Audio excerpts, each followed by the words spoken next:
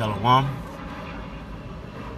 want to give all praise, honor, and glory to Yahweh, Bahashem, Yahweh Shai, Bahashem, Rakah HaKadosh, and give double honors to the apostles, elders, and bishops of Great Millstone from whom I learned this truth. Shalom to the 144,000 elect. I am Mayak Allah. And the name of this lesson will be Cursing in the Bible. And I know when I use that word curse, some people say cussing. We're going to look up the definition according to Google of what curse is.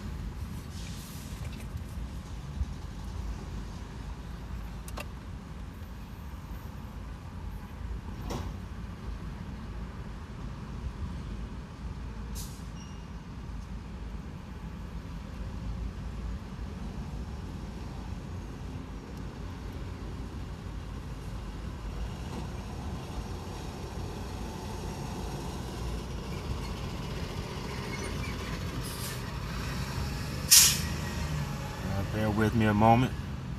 My phone is kind of acting. Okay, here we are. It says, curse. It says, a solemn utterance intended to invoke a supernatural power to inflict harm or punishment on someone or something.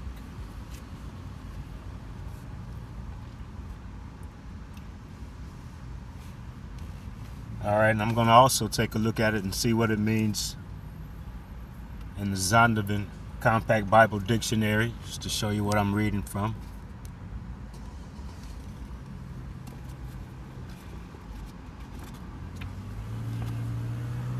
See if we can get a little bit more detail in this. It says, according to the Zondervan Compact Dictionary, it says curse, the reverse of to bless on human level, to wish harm or catastrophe on the divine, to impose judgment. The cursing of one's parents is sternly prohibited by Mosaic regulations. The Anointed commanded those who would be his disciples to bless and curse not. That's according to Luke 6:28. It says, when Peter at the Mashiach's trial denied that he knew him, he invited a curse upon himself. And we'll take a look at that also. That's Matthew 26:74. It says, this passage is often misunderstood by Western readers. Paul represents the curse of the law as borne by the Mashiach upon the cross for the believer.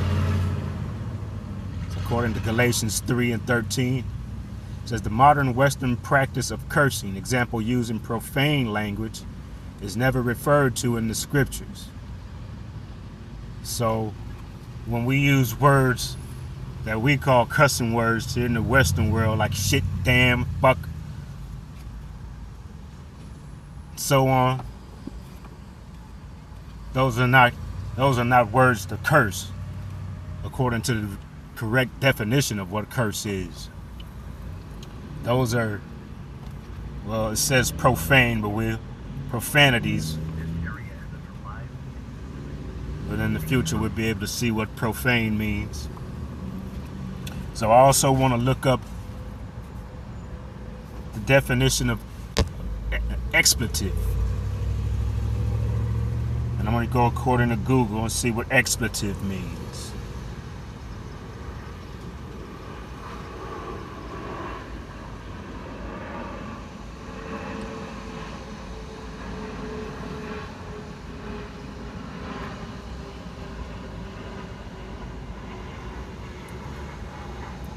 And according to Google, an expletive is, when used as a noun, it says an oath or swear word.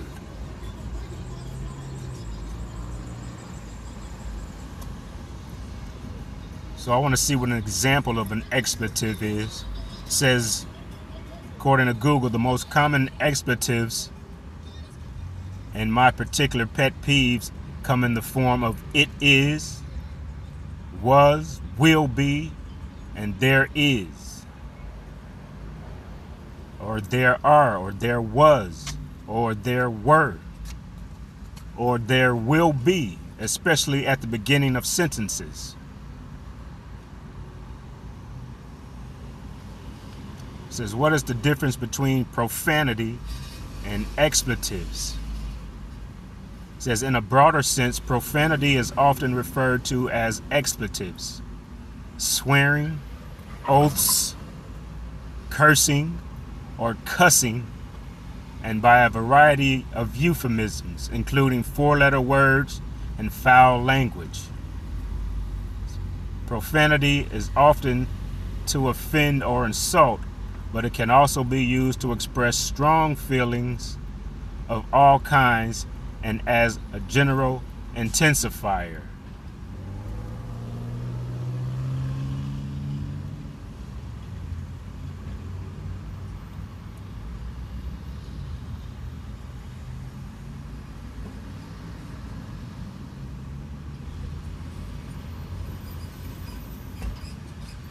It says,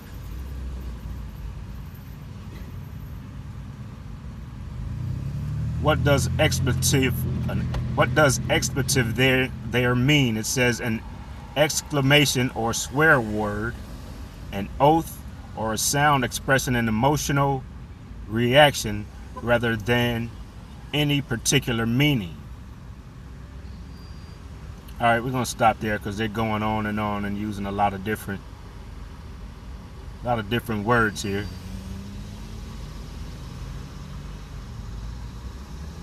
So I want to give some examples out of the Bible. So it's not a four-letter word.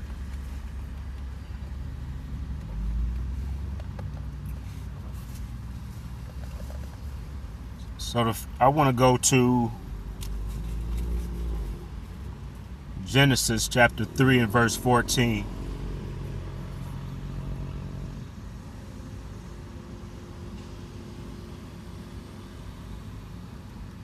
And I'm looking in the blue letter here.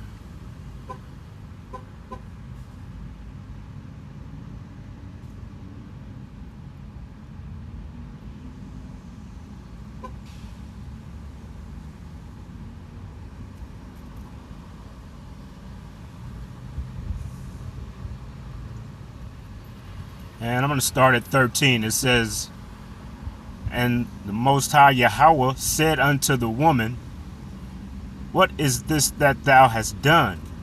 And the woman said, the serpent beguiled me, and I did eat. So she did eat from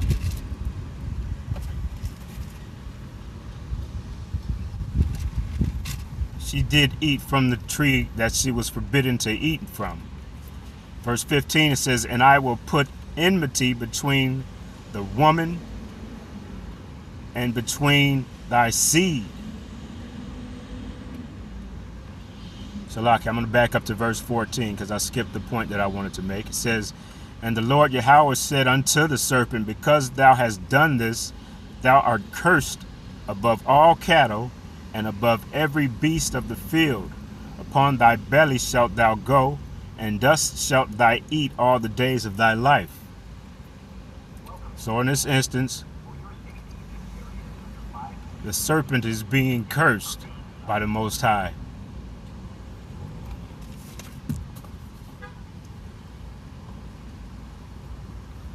So let's see how curse is used in this instance, and we're going to get a definition of it. And the pronunciation in Hebrew also.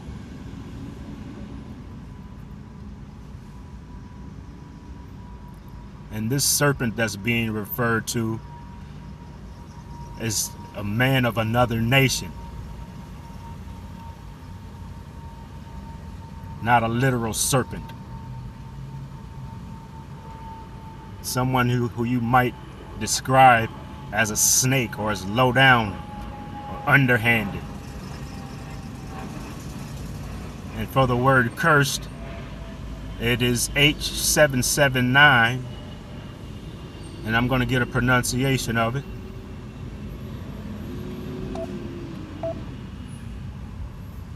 Strong's H779. Arer. Arer. And it says to curse, to be cursed, to curse, lay under a curse, or put a curse on. And I'm going to drop down here and see if I can't get more of a definition. It says to execrate, to bitterly curse.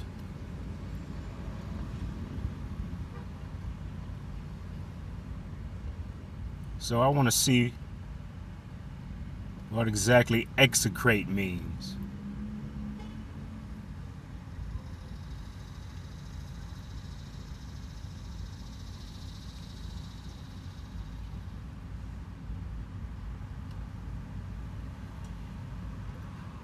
And this is according to Google. It says to feel or express great loathing for.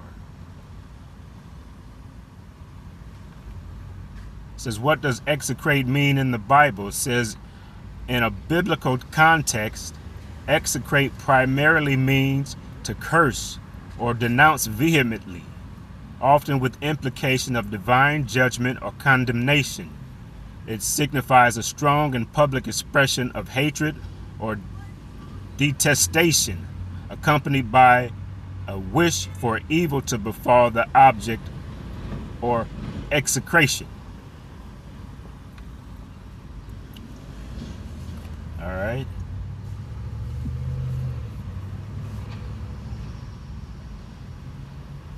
So that was H779. So I'm going to go to Genesis chapter 4 and verse 11.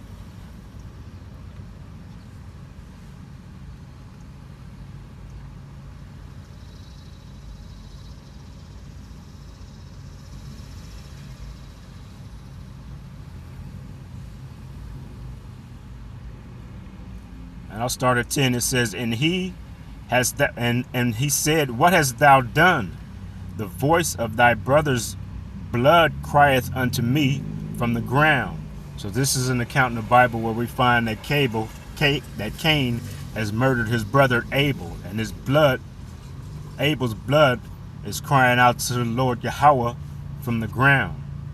Verse 11 it says, and now art thou cursed from the earth, which hath opened up her mouth to receive thy brother's blood from thy hand. And we're going to see what cursed is in this instance. And it is the same word, H779. Strong's H779. Arer. Arer. And it's basically the same, because it is the same word being used in the same way. It's the same definition. It says to curse, cursed be, to be cursed.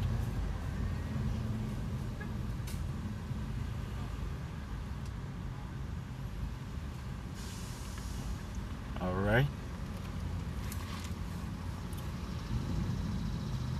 So now I'm going to go over to Deuteronomy in chapter 28 and verse 15.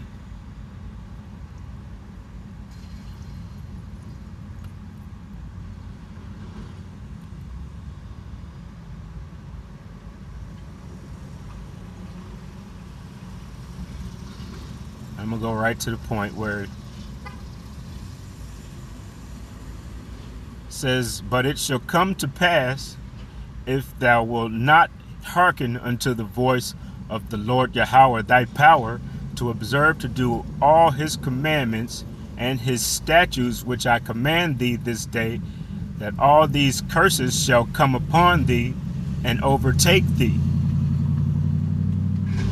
So we'll take a look and see what curses is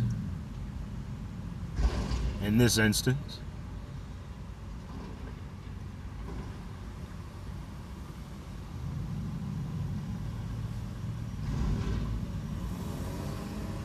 and it is H7045.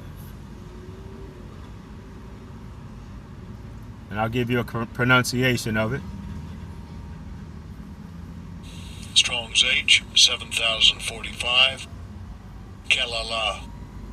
Kelala. Kelala. So it's a little different. It's a different pronunciation, a different word altogether in this instance. And I'll give you a definition. It says curse, vilification, execration. And we just looked that word up, execration. I'm going to take a look at the root of the word also.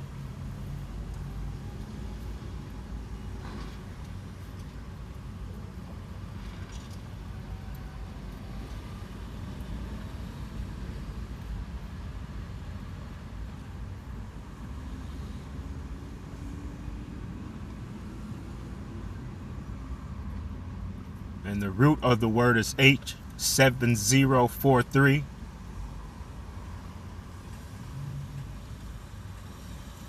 And I'll give you the pronunciation. Strong's H 7043. Kalal. Kalal. It says kalal. The definition says to be slight, be swift, be trifling, be of little account, to be light.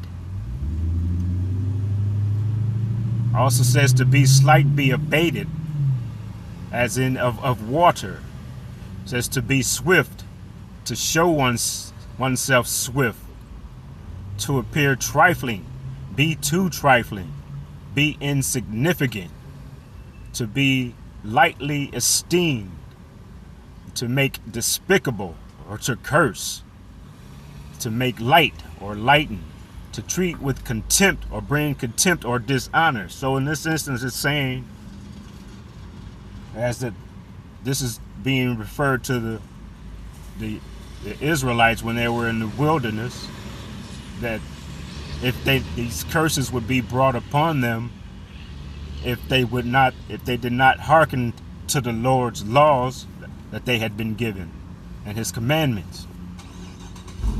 All the things that would befall them if they did not hearken to the Lord or listen to the Lord.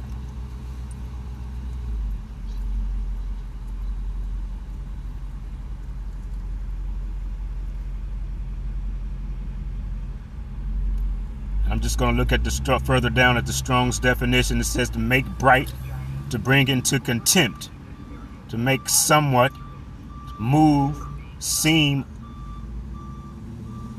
or to slight.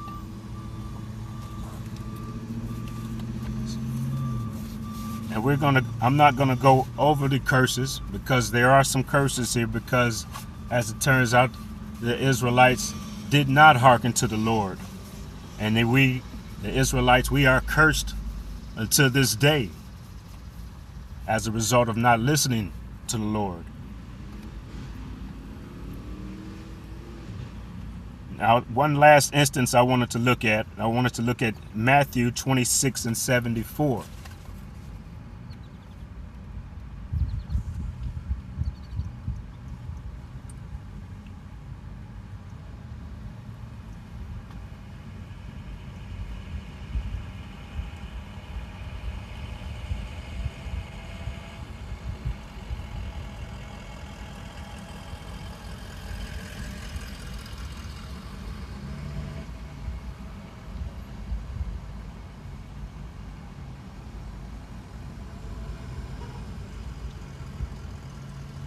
All right, and this is, I'm going to go right to the point. It says, no, I'll go to 73. It says, and after a while came unto him they that stood by and said to Peter, surely thou also art one of them, for thy speech bewrayeth thee. So this is, on this account, this is Peter denying that he was with Yahushua. And this is when Yahushua had been in prison, and they were trying to see if Peter was one of the disciples who was one of the followers of the Yahweh Shai. This is verse 74, says, Then began he to curse, to swear, saying, I know not the man. And immediately the cock crew. And I'm going to read it in the NLT because it is going to give a little bit more light to what he's saying. It says, Peter swore, a curse on me if I'm lying. I don't know the man. And immediately the rooster crowed. And we'll take a look. This one, since we're in the New Testament, we'll be looking at the Greek word for curse. And it is, let's see, it is G2653. And I'll give you a pronunciation of it because it's kind of a long word. Strong's G2653. Katathematizo. Katathematizo. Thayer's Lexicon. Kataanathematizo. Kataanathematizo. All right, so it's got a couple of pronunciations there.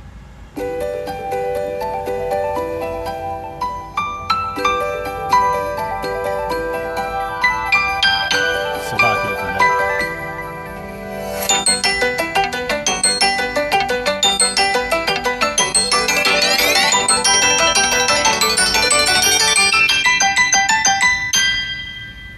Salakia for that. I should have put it on Do Not Disturb.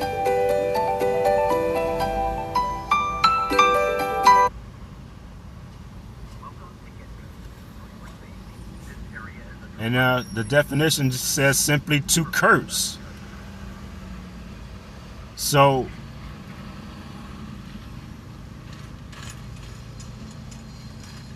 even though it does say Peter began to swear, it may be very quite possible that he did use words that we call profanity today. But what he was actually doing was declaring a curse upon himself, saying that may a curse fall upon him if he be lying, if he was with Yahweh Shai.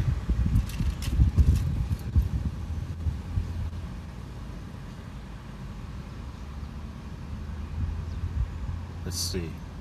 Can I find anything more on there? It says to imprecate, to curse.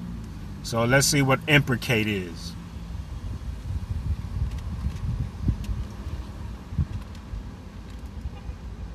It says to utter a curse or invoke evil against someone or something. So this is what Peter was doing. Peter was invoking a curse upon himself. All right. It says, what does imprecate mean in the Bible? And I'm looking at this according to Google.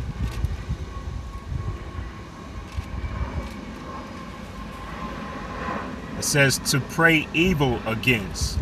Before exploring issues with these psalms, it is important to define what gives them the imprecatory distinction. The word imprecate means to pray evil against or to invoke disaster upon.